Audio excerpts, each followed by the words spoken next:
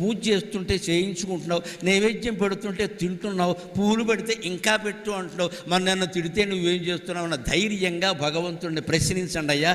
వెంటనే మీకు సమాధానం దొరుకుతుంది, వెంటనే మీకు సమాధానం. నమ్మకం నమ్మకం నమ్మకం, ఆ నమ్మకం ఉంది కాబట్టి దుర్జుడు ప్రశ్నిస్తున్నాడు. నీకున్న మాంసము వంచయే నీ కరవ. ఒకవేళ నీకు మాంసం తినాలనుంటే వాడెవడో అడగడమేటయ్యా, నీ దగ్గర లేదా? నీ చేత లేడుండగా శివుడి చేతిలో లేడుంటుంది మృగధరగా అంటారు. శివుడు విగ్రహాన్ని మీరు పరిశీలించండి, లింగాన్ని కాదు విగ్రహాన్ని. ఈ చేతిలో లేడు ఉంటుంది. ఎందుకు ఉంటుంది? దక్షుడు యజ్ఞం చేసినప్పుడు శివుడు భార్య అయినటువంటి సతీదేవిని అవమానిస్తే వీరభద్రుని పంపించి ఆ యజ్ఞాన్ని ధ్వంసం చేశాడు. అప్పుడు ఆ యజ్ఞం మొత్తం శివుడు ధాటికి తట్టుకోలేక మృగరూపం ధరించి పారిపోయింది. మృగరూపం ధరించి పారిపోయింది. శివుడు దాని మీద గొడ్డలు విసిరాడు, పరశువు. అప్పుడు ఆ మృగశిరస్సు తెగింది. అప్పుడే మృగశిర అనే నక్షత్రం ఏర్పడింది. అది ఖగోళ శాస్త్రం, అది ఖగోళ శాస్త్రం. This is Indian science. వీటిని పురాణాలు అంటారు ఏమిటండి అర్థం? ఇప్పుడు మార్గశిర మాసంలో ఉన్నాం. ఈ మాసంలో మొన్న పూర్ణిమ నాడు ఏ నక్షత్రం ఉంది? మృగశిర నక్షత్రం ఉంటుంది.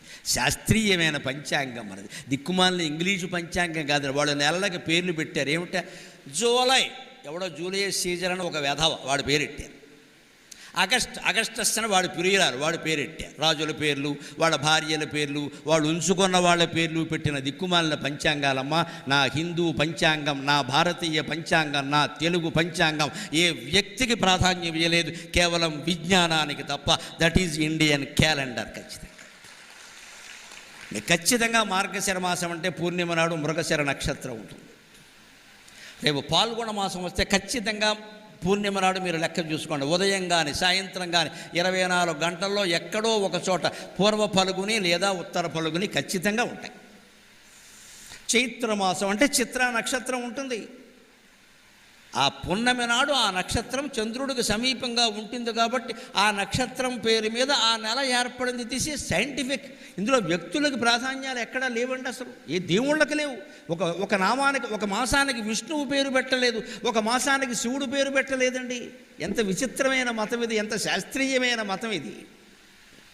ఏ దేవుడు పేరు పెట్టలేదు. మీరు ఆశ్చర్యకరం. భారతం చదవండి. ఒక ఆయన పరిశోధన చేసి చెప్పాడు, 14,449 పాత్రలు ఉన్నాయి. మీరు గమనించండి, ఒక్క పాత్రకు కూడా దేవుడి పేరు లేదు.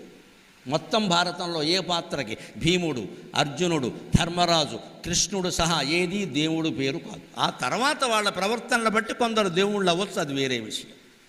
నల్లగా ఉండబట్టే కృష్ణ అన్నారు. వసుదేవుని కుమారుడు కాబట్టి వాసుదేవుడు అన్నారు.